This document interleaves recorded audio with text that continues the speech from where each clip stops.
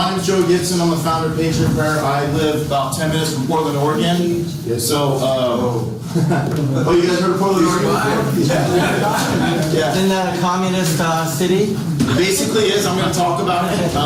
And basically, I'm going to tell you my story, my testimony. I'm one of the first people in Portland, Oregon, or even the West Coast that stood against the tyrants who are running these cities of intimidation. I want to talk about it. Basically, and I want to give you guys a couple messages about what I've been through. I don't know the answer to everything, but I've learned a couple truths that I want to share with you guys that I know that you will agree with, but I want to tell you how it applies to my life.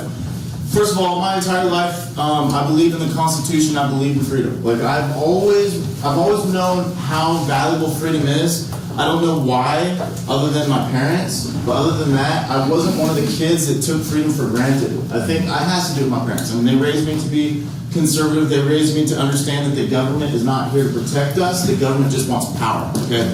So there's a lot of kids that are being raised right now. I call them, they're in the matrix. They believe that first of all, they believe that the mainstream media tells the truth, right? Yeah. That's one of the biggest problems we have right now. Yeah. If they hear something over and over again, they believe it's true. Joseph Goebbels said the same thing. That was Hitler's PR guy. He said, if you say the same thing, if you say a lie over and over again, the public will believe it, okay? And a lot of kids believe that the government cares about us. Okay, that's a big problem. They seriously believe that they passed gun laws because they want to keep us safe. Like, it's insane. So, anyway, so I've always understood that. I've always believed in freedom, and I've always believed in God. Always, even the years where I was walking away from God, I still knew He existed, but I didn't want to think about Him because of the lifestyle that I was living. So those two things I've always known. So I've always believed. Okay, there's two things about following Jesus. It's believing that Jesus is real. That's one thing, okay? But the problem is the devil believes Jesus is real. Okay? It's not enough to believe. Okay, so I've always had that, but what I didn't have is living the life. Right? When you live the life of believing, oh thank you. That's perfect. Big hug. Okay, when you oh thank you. That's good. When you are living the life of Jesus, you're going to suffer. Okay? Like, because like what you said earlier, we're not here to get the approval of men. We need to care not about what men think, but what God thinks, right? Yeah. So when you are living the life of Jesus, the world's going to come down on you. Okay? At least that's what's happened to me. When you're open and honest and you speak the truth, right? The world's going to come down on you and the mob's going to come down on you. I think about Jesus all the time, the day that He was crucified, and it was mob mentality, right? The way that they treated Him, yelling at Him, spitting on Him, right? And He's bleeding, and the thing is, He's doing that for everybody who was mocking Him, right? He was doing it for the mob. And this is the perception that I have, and this is what I want to talk about, because I have a lot of experience with the mob, okay? Almost weekly. Basically what happens is one day, I spent a lot of time sitting and watching the TV, watching the news, and I would get upset. I would see politicians lie, and I would get angry, right? But that was the extent of my activity, just getting mad inside my house, in the safety of my house, right? Until one day it changed my life forever. It changed my life forever because something happened and it impacted me so much that I finally said enough is enough, okay? I'm sitting there watching down in San Jose, 2016. President Trump still running for the Republican nominee, so he's campaigning in California, San Jose, and he's having a Trump rally. I don't know if you guys remember this. You probably don't because it didn't get the coverage that it should have. People left the San Jose rally after Trump was done speaking, and the mob came after them and attacked them. Yep, it happened. Well, yesterday wasn't as bad. I was watching it very closely, and I'll talk about it in a second. But basically, the police were watching. This kid, I saw maybe a 15-year-old skinny kid running for his life from a mob, like running for blocks as they're chasing him down, throwing stuff at him, kicking him when he falls down. And to me, like, that upset me because I didn't care if it was a Trump rally, I don't care if it was a Hillary Clinton rally, I don't care what rally it was. People should have a right in our country to go watch someone speak, especially someone who's running for the President of the United States of America, and they should be safe when they leave. That's right. This is a big part of our country. You cannot have freedom without free speech. It is a cornerstone, it is a foundation to freedom. And so I saw this, And I was done at that point. I was so upset and I was angry because no one was protecting these people, right? And this is what they do. The media lies. They drum up this. It's all collusion, okay?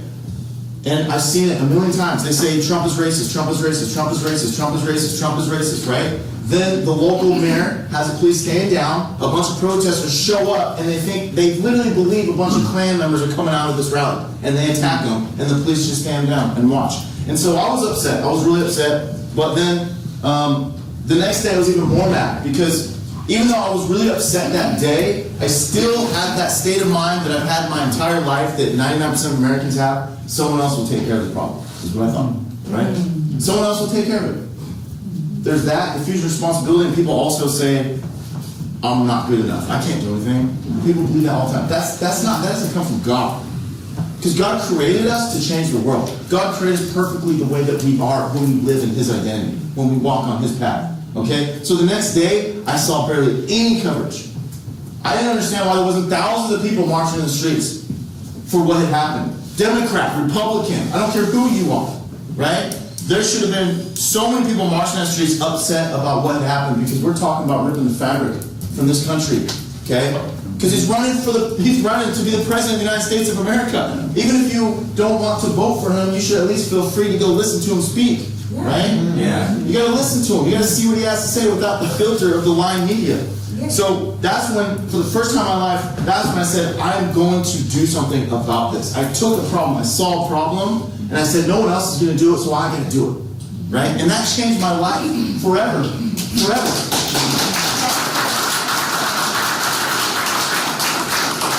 That changed my life because for the first time, I saw something that upset me, that made me angry, which would happen a lot in my life.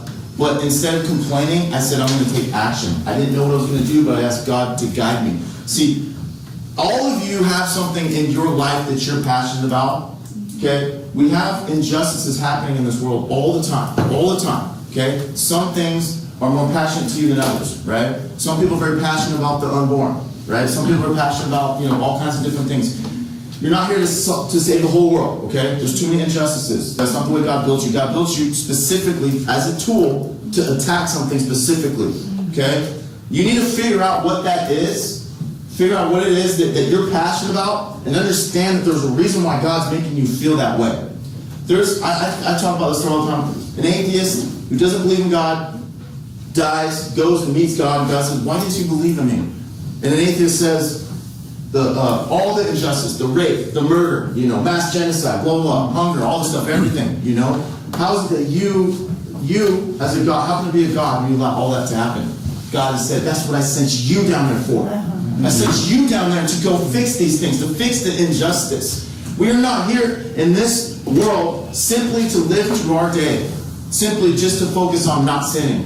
Just live the best life you can, make as much money as you can, take care of your family and die and go to heaven. That's not why we're here.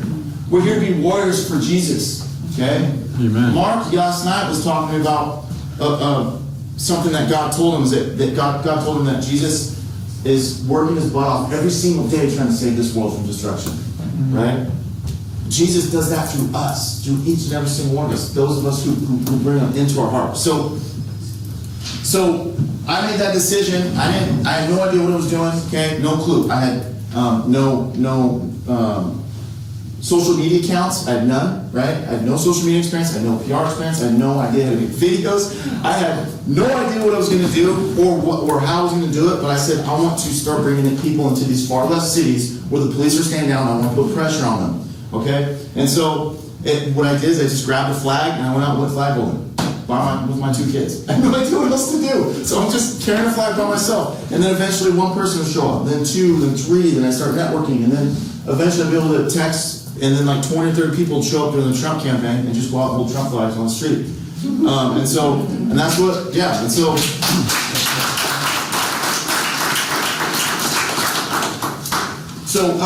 basically I decided to throw my first rally. This is the next thing that I want to talk to you guys about. It's about fear, okay? When you make a decision that you're going to do something different, when you decide you're going to actually go fight an injustice, you're going to have to face your fear. You're going to have to do things you've never done before. Otherwise, everyone else would be doing it. Right? There's a reason why injustice exists only because good men stay silent and don't do anything. Right? right? And when people stay silent and they don't do anything because they're too afraid. It's about conforming to the world. The world, don't stick your head up too far, right? That's a big problem in our country. So, my biggest fear in my life is public speaking. So I had no intent on public speaking. None. It was my biggest fear. The biggest fear. And I want to talk about this. So I decided I want to be an organizer though. I want to organize these rallies. I want to get speakers and stuff. So I tried to organize my first rally. And again, I don't know anybody. People just kept, I kept trying to find local politicians, speakers and stuff who want to participate in this rally. And they didn't know me. They just said no. They said no. They said no. So 2 weeks into this rally, I've been planning for 2 weeks. The rally's going to be in 2 weeks. I have my permit, my sound system. I got everything ready to go. But I'm driving down the road. And I hear the voice in the back of my head that's been running my entire life. For the first time I heard it consciously, okay? It's a voice that did not come from me. It said, Joe, you can just quit. Because I was feeling discouraged. I couldn't get any speakers. It said, Joe, you can just quit. No one would never know, And I heard it for the first time. But I knew that voice. That's what I've been doing my entire life, listening to that voice, right? That's what too many of us do. So I pulled over. I pulled over instantly. I pulled into a gas station, went to the parking lot, put it in park, and I just started crying, okay? This is a real, when you have an honest, pure moment with God, okay? God can't help you when you're living in a lie, okay? You need to be honest, and that's when you're one with God. I said, God, please don't let me quit like I quit my entire life, okay? And I had to say that. I had to say it like I quit my entire life, because until I was able to admit that to God that I'm a quitter, right? I've always had great ideas, but the second I came to the first obstacle, I just quit, okay? And instantly, in that moment, he brought on a feeling into me. He said, Joe, go home and write a speech, right? So then I was like, okay, so all I have to do is face my biggest fear. But I didn't want to quit. So it was more important for me to go face my fear, because I said, okay, I'm going to write a speech. I'm going to give a speech. I don't care if I'm the only speaker. I don't care if there's 2 people and a dog in the crowd. I'm going to get this done. I'm not going to quit. I'm going to do this. So I go home. I spend 2 weeks, writing this speech, so nervous. I put so much effort into it. I worked on it so hard. And when I was finally ready to give my speech, about 2 days before the rally, I still had no speakers, but then out of nowhere, all the speakers started coming up. They started being and it's crazy, because if God didn't withhold my speakers from me, right, I wouldn't have gone up to the next level, right? Sometimes God holds things away from you because He's waiting for you. He needs you to feel uncomfortable so you grow, right? Get out of your shell. So I still decided I'm going to do this speech. But you have to understand, I'm about to face the biggest fear of my life, okay? The biggest fear, the night before I could barely even sleep. I don't know what you guys are afraid of. Like, if you're afraid of spiders, imagine the next day you're going to have to go battle a giant spider, okay? I'm afraid of spiders too, but... So, anyways, the day that I barely slept the night before, and I'm constantly thinking about not doing it, right? That voice. So I go up, about 5 minutes before the rally, I'm sweating, I'm scared. I literally run across the street to Starbucks, and as I'm ordering a coffee, I'm literally thinking about just turning around and running. Right? And it's a sincere moment. And you have to think about this. You have two directions. See, life is very simple sometimes. You have 2 simple decisions in front of you, right? Like, be courageous or be a coward like you've always been, right? And that decision impacted my life so much. Because if I would have quit that day, if I would have been a coward again, I don't know if I would have ever done it again, right? Because I would have dished it, I would have ran. But I made that decision. I said, I'm going to do it. I'm going to be courageous. I'm going to go fulfill my destiny. Here's the thing. So I go up there. Within the first minute, I have this overwhelming feeling from God that this is my purpose in life, is to speak, right? Like that, the value of knowing what God built you for is unbelievable. There's no amount of gold in the world that's worth that, right? None amount at all. But this is the thing. All I had to do was face my fear. That's it, right? That's why the enemy puts fear in your heart specifically for you individually, for the way that God built you. Because the enemy does not want you to find your identities, right? The enemy knew what I would do if I started speaking and started spreading the word of God, started spreading the truth, right? He knew that. So he put that fear in my heart. So you have to figure out what you're afraid of. Figure it out. And I'm telling you, if you face it, you're going to find a whole new life. You're going to find your destiny, which I'm sure a lot of you have. But if you feel like you're stuck at a certain level in life right now, because life is about transcending, it's probably because you're afraid to face one of your fears. So, with that being said, Because of that speech and that rally, I gained quite a decent following, right? Because it's like, who is this guy preaching about God, preaching about freedom on the West Coast? You know? And on top of that, who is this guy that I keep seeing carrying Trump flags, you know, with 20 people, like in Oregon, you know? It was a big deal. So it's not going to, make national news, but locally, it's like, who is this guy? So people start coming on. I started getting a following. My social media started to build. I learned how to edit videos. I learned how to promote. I learned how to do stuff. I'm just making stuff up as I go along. So my focus goes to Berkeley. It's the Bay Area, Berkeley, California. Berkeley was the front lines for free speech in 2017. They had Antifa there that was protected by the mayor, protected by the police, protected by the media.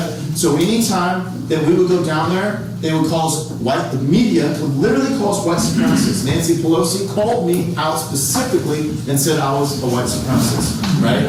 And so it's unbelievable. Yeah. I'm literally and I don't know what I'm doing. All of a sudden I get a million phone calls from media down the Bay Area because I have something scheduled. They're like, oh, I hear you're coming down to have a white supremacist rally. Like, what? What are you talking about? And the crazy thing is, like, the media, the reporters weren't lying. They honestly thought that I was a white supremacist. So, anyways, when we go down there, it was war zones. Like, my first time in Berkeley, the first rally that I attended, I saw people getting beat up on the ground right in front of the police. Like, imagine I'm a police officer and I'm watching them get beat up. Right? So what they're trying to do is they're trying to build cities of intimidation, where if you don't conform, they're going to send the troops. They're going to send 1,000 Antifa after you. They're going to stalk you. They're going to take pictures of your family as they leave their houses, and then they're going to mail it to you. Right? They're trying to use intimidation. This is what communism is. You cannot convince people to go into a communist government. You have to intimidate them, or you have to make people feel like they're not powerful, right? They need to be taken care of. I talk about that all the time. This is the victim culture. They want you to be a victim, right? So that you beg people above you to take care of you. They don't want you to understand the power of the human spirit. Because if you understand how powerful the human spirit is, right, the secret, Jesus, what you can do, you would never beg for government to take care of you. Amen. So that's the big secret.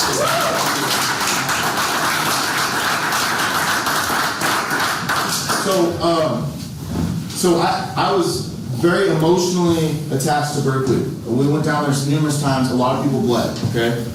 Finally, August 27, 2017. I asked God. They built up all these lies. I said, God, we need to destroy these lies. It was right after Charlottesville, and Antifa was seriously the heroes of the country at that time. People looked up to them. Media was propping them up. Politicians were propping them up. Nancy Pelosi was propping up Antifa. But that's how high their stock was at the time. And I wanted to crash them.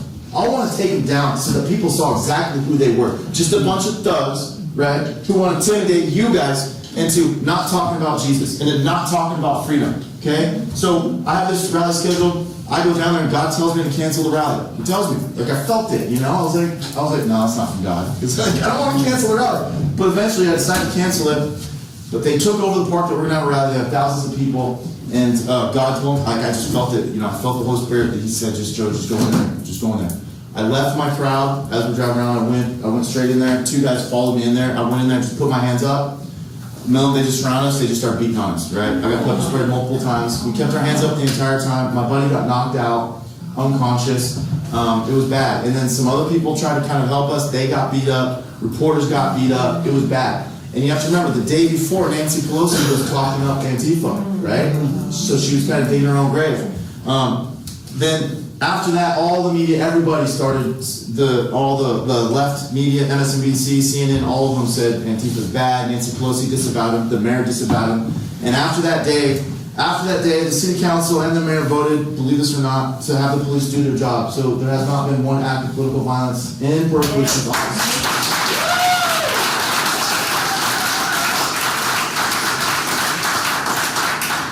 So the thing is, though, is that I saw it all started from me watching it on TV, right? San Jose is just across the bridge, but they watched, they saw. Like what they started to learn is that if you build the city of intimidation, patriots are going to come in and we're going to expose you and we're going to make you look bad because we're not going to stand down. And that's what we need in this country. We need people to stop bending a knee. Stop hiding in your houses, because if you hide in your house now, yes, they're not going to come after you, but eventually they will. And there'll be nowhere to hide. Nowhere. That's what we have to think about. Okay? And so I decided to just kind of be kind of the tip of the spear and go into it, and I want to talk about Portland now. So we had gone over Berkeley. It was faster than I expected. It took about a year, so we started going into Portland. Portland was really bad, okay? Portland is the darkest city in the United States of America. I've been to a lot of cities, a lot of them, okay? There's something bad happening in Portland, really bad, okay? We know there's a lot of pedophilia, there's a lot of human trafficking, there's literally to be straight in Portland is frowned upon. It's very weird there. So, what they're trying to do in Portland is they're trying to build a city of intimidation, and basically what they would do is, for example, okay, there would be, one day they took over the streets. I don't know if you guys saw this on Tucker. They took over the streets and they were trying to redirect traffic, and if they didn't listen to them, they would take batons to their cars, right? Police 2 blocks down. Right? Yeah. So Portland's kind of like my hometown. I live 10 minutes away from there, and I'm sitting there and I'm watching that on Tucker. I'm like, no, not going to deal with that. Not going to allow this to happen. Not going to allow these thugs to intimidate other citizens, regardless. I don't care who you are. It's not going to happen. And if the police are going to stand down, then us Americans, us citizens, it's not only our right, it is our duty. It's our moral obligation to go in there and to expose them. Okay? So every single time the police stood down, what we did is we had like flash marches, so that we would go into the Portland, like the next day or that day, bring in a couple hundred people, cost the city a whole bunch of money, expose them, bring more attention, and it was causing a huge headache for the mayor. Okay, the fact that every single time that their antifa thugs would go and attack people, right? When they did that before 2016, no one cared, no one did anything, no one stood up against them, right?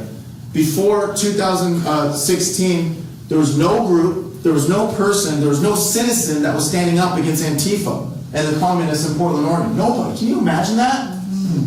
For decades? How is that nobody is standing up? It's because that diffusion of responsibility, someone else will do it, right? So we started going in there, and it got to the point where people would call the police for problems. Police would ignore them, so people started calling me. How sad is that? Right? They can't get help from the city council, from the mayor, they can't get help from the police, right? They can't get help from anyone within Portland, so they start calling me. People who traditionally would hate me, right? These people who are socialists or they think they should hate me, okay? But then they start calling me for help. One good example is they had the Occupy ICE. I don't know if you guys remember that. I don't know what you guys know about Portland or not, but literally the mayor, it was a sanctioned event, the mayor encouraged it. They pretty much took over a whole block and they were camping there to protest ICE, which is fine. You want to protest ICE, fine. That's your right. It's a beautiful country. And the people who started were like normal liberals. Now Antifa slowly starts to infiltrate, starts taking over the communists, and they start to tell people what they can and cannot do. Right? They start to boss people around. They tell people they cannot talk to the police. So it got to the point where the police were getting about 30 phone calls a day, including people who work within the ICE facility, because they're being intimidated, they're being stalked, people being assaulted, there were people shooting up, right? But the police never responded. Not once. So they start contacting me. So we take a crew, we go down there, just one day we go down there, we start filming, we start bringing a whole bunch of media attention, we start talking to people, okay? And what it is, we take over the narrative. The very next day, the mayor says he's shutting it down. He's shutting it down. Because he doesn't want patriots coming in there to expose what's going on in there, right? He's okay with the media going in there, and they can filter it through. But when I go in there with my camera, right, and I'm backed by, God bless, all the people who back, I'm backed by a decent amount of people who actually know people, right? They start seeing this, they start making phone calls, they start putting pressure on the city, okay? And so they close it down. So basically, we kept going in there. My whole goal the entire time was to get Portland to turn against Antifa. That was it, turn against the communists. They can hate me as much as they want, okay? And one of the things that people don't understand, the reason why people don't do what I do, is because, and I was not prepared for it, was constant hatred. Constantly slandering my name. Anyone connected to me, they would tear them apart. anyone connected to me, they go after their jobs. They get so many people fired. I cannot rent a facility to have an event unless it's from the government, because the private establishment, which I don't blame them, will get too many threats, right? So, you go after jobs. They, like I said, they'll take pictures of your family as they leave the house. I've had multiple tires slashed. They've been in my house several times. They're lucky that I did not catch them, because I would put them down in a heartbeat. They take one step on my property, they're going to go down, okay? Because that's my family. So that's what we're dealing with in this country right now, okay? But what I decided to do is that I'm just going to keep going forward. Okay? Because I believe that God was having me do this, even though I made so many mistakes and there were things that I could have done better. Okay? But I knew that this was a defined cause. Right? A lot like how our forefathers had the courage to keep going. Right? What they went up against is nothing compared to what I was dealing with. But I kept going to Portland, Antifa kept showing up, and I just wanted the city to finally crack down on them. That was my goal. Finally, August 17th, this year, 2019, Proud Boys had a huge rally, thousands of people there. President Trump started tweeting about it. They said he's watching. Ted Cruz started calling out the Portland mayor, saying he wants to put the RICO Act on him. Threats started coming in from all over the country onto this mayor. Okay? August, the day after the rally, August 18th, 17 felonies came down on Antifa. Finally. There you go. Hey.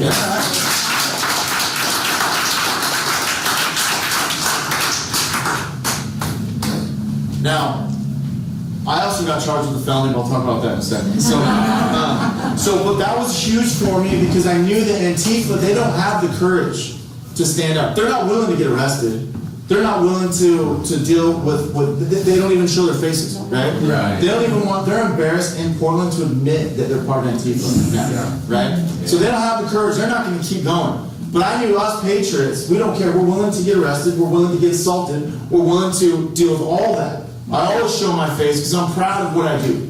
I'm proud of what I stand for. I'm proud of being a symbol for freedom in Portland. So, very next day, or the next week, I hold a prayer march. Okay, maybe 4 kids show up, 4 Antifa kids. I'm like, okay, there's improvement. Then I do another prayer march, and it's just like a couple Satan worshipers. And then this last Sunday, I had a prayer march. Not one Antifa showed up. Gone. Right? So then now I get to work in Portland.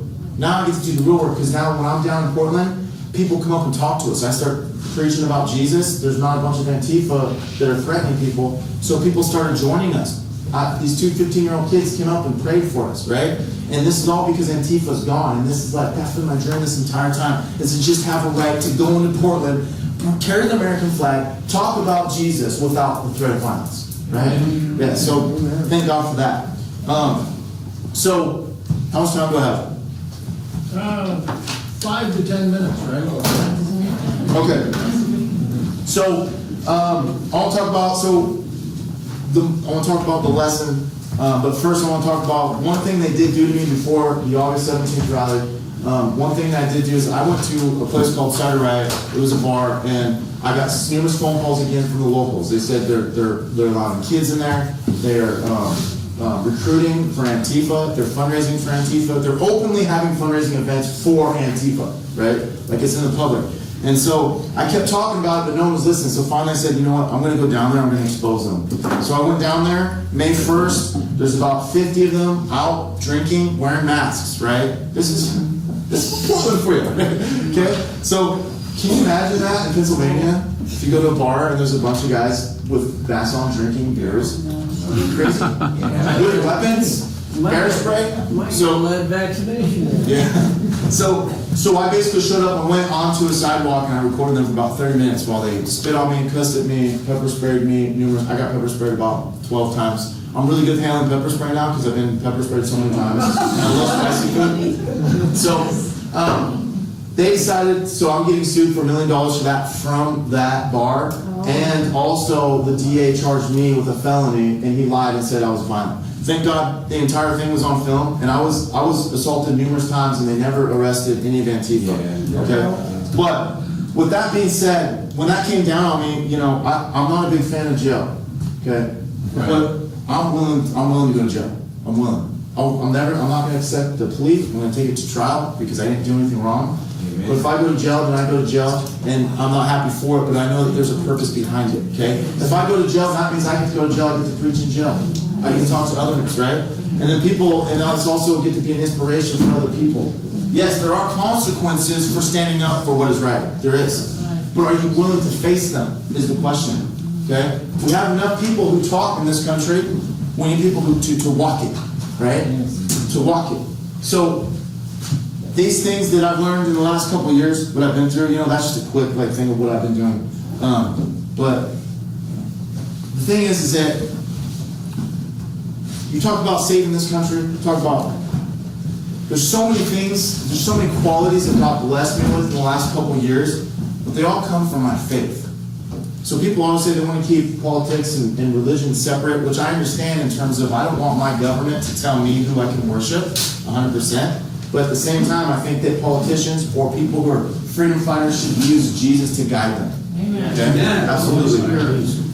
The one thing that I've been able to do in the last couple of years, okay, is I've been able to, no matter how many times I get knocked out, no matter how many times I've been stabbed in the back, no matter how many times I've been discouraged, all the lies that I see about me through the media, right, I've been able to just get up and keep going forward, right? Every single time I start feeling sorry for myself and I pray, God says, get up off your ass and keep going. Right? Every single time I start feeling sorry for myself, I think about Jesus and what he went through. When I get backstabbed, I think about Jesus and his disciples. And they did leave him to himself that day. Right? You think about that? Think about the fact that he denied Jesus 3 times. And that must have broke his heart. Right? Sure. He's given himself up for everybody, but no one was willing to stand with him that day. Except for one man on the cross next to him. Right. Peter for something. So, that, me being able to keep going forward, me being able to stay positive and still have a smile on my face in front of the cameras, and being positive in the face of 30 calling me, spitting in my face, right? Because I always respond in love, always. That comes from my faith. Like, there's no way I would have been able to accomplish any of that stuff without my persistence that I get through my faith. The other thing is having love. Having love is the strongest force in this world. Amen. The strongest. Right? But love isn't tolerance. It isn't soft. It isn't weak. Love is what allows people to lay their life put the life on the line for other people. Right? For their family. Yes. When you love your family, you love this country, you love freedom, you're willing to do anything. That comes from love. It's selfless. Right? Jesus came to serve, not to be served. Right? That's love. That is the strongest thing in the world. But see, in love comes suffering, comes pain, comes sadness. You do not cry when you don't have love. Right? So there's a lot of things that I do, like a lot of these guys who are antifa and these communists, like they're not my enemies. They're not. The enemy's my enemy. Yeah. But they're not. I feel for them. I cry for them. Their hatred would be so hard to carry, in my opinion. And they're just kids. They've been raised in a society that purposely built them that way.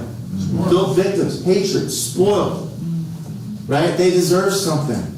They're not educated. They may have a college degree, but they're still not educated. Right? It's crazy. So, and here's the other thing too. Okay, so what's been very important to me, and I believe in this wholeheartedly, is that evil only exists in the absence of light. Darkness only exists in the absence of light. Evil runs like crazy when you stand tall as a good person. That's how powerful you guys are. Yeah. Evil is so afraid of strong Americans. Well, anyone, but talking about our country now. Evil is so afraid of strong Americans. This is what our politicians are afraid of. Do you understand? Yes. The things our politicians get away with today, they would have been hung a long time ago. Yes. But we become weak. We have no idea the things that they get away with, right? Rebellion to tyrants is obedience to God. That is my belief. I believe in that wholeheartedly. It is our moral obligation to fight tyranny. Amen. Wherever it may be. Whether it be at a city level, whether it be a bully on the schoolyard, wherever it may be. Because everything that makes up tyrants is the opposite of God. You're talking about deception, oppression, right? You're talking about genocide. Unjustified murder. You're talking about all these things that is the opposite of God. So if you stand by while that happens, you are just as bad as the evil itself. That's right. You got to let that sink in. You got to accept that as part of your reality. If you see evil clear as day and you say nothing and you do nothing, you will be held just as responsible as evil itself. I believe God will hold you responsible. Yes. Like I said earlier, it is one thing. It is good. It is good to know the difference. It is good to know about good and evil. It is good to know about the spiritual world. It is good to know about God. It's good to know about the devil. That's very important. Okay, it gives you power to have that knowledge.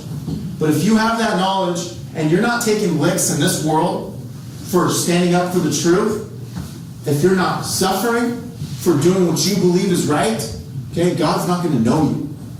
I believe in that wholeheartedly. It's not just about not sinning. It's about taking action and going out and fighting as hard as you possibly can. Because listen, if your life is very easy, right? Because there's so much evil in this country right now, you're conforming to the world. Right? It's too easy. That's what evil wants. Just conform, right? Yeah. Stop conforming to this world. Because it is so easy to rise up in this country right now because people are so lazy, they're so weak, and they just want to conform. Amen. People are not creative. People are not thinking up of new things. Okay? It is so easy. All you have to do is rise up. This is why there's massive censorship right now on the internet. Massive. If our ideas weren't so attractive, if freedom wasn't so beautiful, then they wouldn't have to censor us. Okay? They're censoring us like crazy right now. And a lot of it has to do with China and the big tech corporations. Okay? But I think that, okay, I'll finish up with this. I'm going to finish up. This is what I've learned. I went to Hong Kong for 9 days. I went again about 2 weeks ago when they deported me. They're like, nope, they turned me around. I said, get out of here. So here's the one thing that I learned about Hong Kong. Unbelievable to me. Okay, they have 7.5 million people total in that city. They have at times up to 2 million people marching in the streets with the threat of violence, right? And they have no Second Amendment, they have no weapons. We're talking about women, we're talking about elderly people, we're talking about politicians, doctors, lawyers. We're talking about all these people that are marching in the streets for freedom, and they're completely united. They have people of all different political ideology marching together because they know who the enemy is. The enemy is the Chinese Communist regime. That's right. Right? And the reason why they know that is because in Hong Kong they still have free speech, kind of, like we do, kind of. So they can look at China and they can look on the internet and they know, oh, they have concentration camps. Oh, they have slavery. Oh, they have the social credit score. So they know what they're up against and they know what's going to happen to their country. So they're all united. The reason why we're so divided in this country right now is because we don't understand, or a lot of people don't understand, that our future is China if we don't do something. Right? We don't understand that. The kids have been brainwashed. Like I said, gun laws. Oh, we need to pass gun laws to keep us safe, so they pass gun laws. What they don't understand is they want to pass gun laws so that they can be tyrants in the future. Right? That's what we have to do. So we have to stop treating the left as the enemy. We need to treat the people who are lying to them as the enemy. The liars, the deceivers, the manipulators. That's right. That's right. The leaders of those groups are the enemies. But the people at the bottom, we have to win them over. There's no other way. We will not win this country. We will not win this war if we do not start waking up, especially the youth, the people at the bottom. Because you have to understand, it's not their fault. It's not. So, like I said, like I've been blessed to understand freedom and God because of my parents, right? But not everyone has that advantage. So, okay, I guess that's it. Yes. You never met a police officer who's happy to stand down? Okay, that's a very good point. So I do want to make that clear. The police officers on the bottom, on the ground level, it drives them crazy. So I usually, when I do press conferences, I always talk poorly of the leader, the mayor, the police chief. But I always say the people at the bottom, the police officers always reach out to me privately, and it bugs them. But at the same time, at a certain point, they need to take a stand. That's right. At a certain point. Oath keeper or oath breaker. That's right. That's right. Yes. Any other questions? I I just want to make a comment about the LA police. They're not so bad. We had a rally, a Trump supporting rally. There was like 30 of us. And there was a bunch of people, like about 200 or 300 coming in, you know, saying what they said to us. Those police officers surrounded us. Yeah, I've never Stood actually like this To protect you. to protect us. LAPD. Yeah, the LA police from I've been down there maybe 10 times. Have you? They always protect us. Yeah. So yeah, it goes. It's about the mayor. It goes from city to city, and it's like Seattle, for example. They had riots in Seattle on May Day every single year for like 10 years, and then we started going in there in 2016 on May Day, and the police started enforcing the law. So now there's no riots in Seattle at all. So they can fix the problem if they want. They can. Just start arresting people. And that's their job.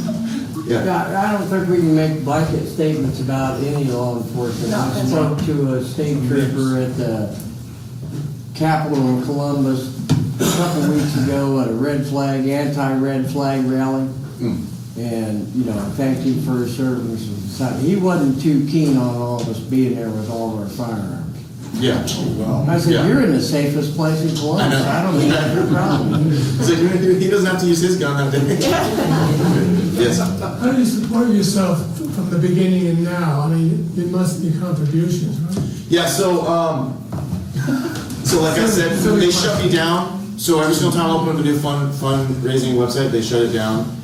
Exactly what China does. A lot of that has to do with China. They own these companies. If you guys saw what happened with the NBA, the general manager spoke out against Hong Kong, or spoke out in support of the Hong Kong protesters, and now China's canceling all their games. NBA, not just that team, all NBA games in China, because the NBA refuses to censor their general manager. Right now I do, they've opened up a church called Church of Faith and Freedom, which is actually accepting donations for people like me who go into far left cities. So you can go to, it's on my website at patriot-prayer.com if you want to do that. Also, if you sign up on the email list, you kind of get updates on what we're doing on the West Coast. And then we're going to get really crazy in 2020, obviously, with the election coming up. If you guys saw what happened last night at the Trump rally, I think we're going to see that, but that was just a warm-up. I think it's going to get worse. So you'll probably see Patriot Prayer kind of going around to these Trump rallies and kind of making sure that the police do their job. About this group, Antifa. And they're protected by the establishment. They're so. Well, yeah, and like I say, in certain these cities, there's a saying, the fish rots from what? The head. Yeah. If you got a bad mayor, or you got a mayor that's got a distorted agenda, you're gonna have corrupt police that are selective in who they arrest. And thank God for the trial by jury, that you want a jury trial of 12 peers to find you innocent or guilty. But the problem is they're going to Not a judge. They're going to be from Portland. Well, but you can, your legal team can strike, you can strike people from the jury. So here's the problem. Depends on the judge. Well, yeah, there we go. We're all over the map, right? So there's a guy named Luis, an Antifa guy, who was on film in Portland beating up an elderly man, stole his camera and ran off on camera. So they took that to trial, and the lawyer the whole time was saying, oh, he's fighting white supremacists, blah, blah, blah. And the jury unanimously found him not guilty.